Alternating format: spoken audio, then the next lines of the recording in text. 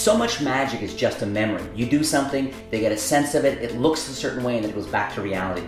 With Flatline, the extraordinary event remains frozen in time.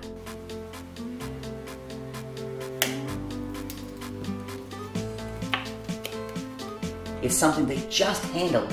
Then a moment later you do something extraordinary with it, and then you hand it out. I've done so many different things with the marker. I've crushed it under a bottle of water or a Coke can. I've slipped it into my wallet and crushed it that way. I've wrapped flash paper around it and sparked it.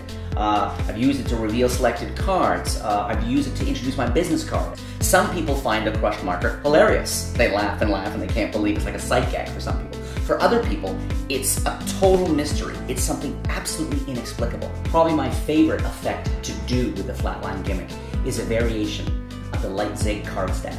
Because I can take the marker, jab it in, find one thought of card or two thought of cards, and then beautifully cap the impossible moment by then revealing that when I jabbed it in, I also somehow, impossibly, flattened the end of the marker. I'm also going to show you a bunch of handlings and presentations, including a sobriety test, which I came up with for working in bars, that uses the Flatline gimmick as a sobriety test for both laughs and also a great way to present the shocking ending.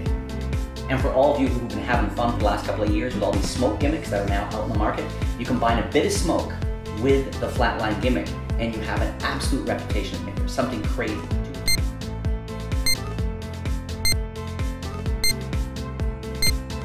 And I worked for years of playing around with nail writers, impression gimmicks. I mean, the whole premise of trying to get people to truly believe you've got some sort of mental relationship with them is always a challenge. But Hot Thought approaches this challenge in a very different, super down-to-earth way.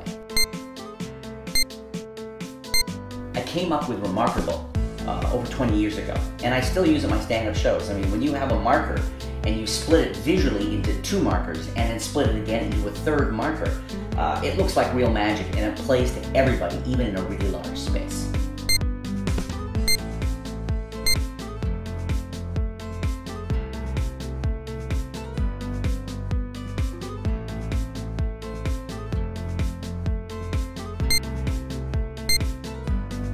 And magnetic is something I do for people when they're giving me a bit of attitude, and it happens. I mean, I'm a nice guy, but I still get attitude sometimes.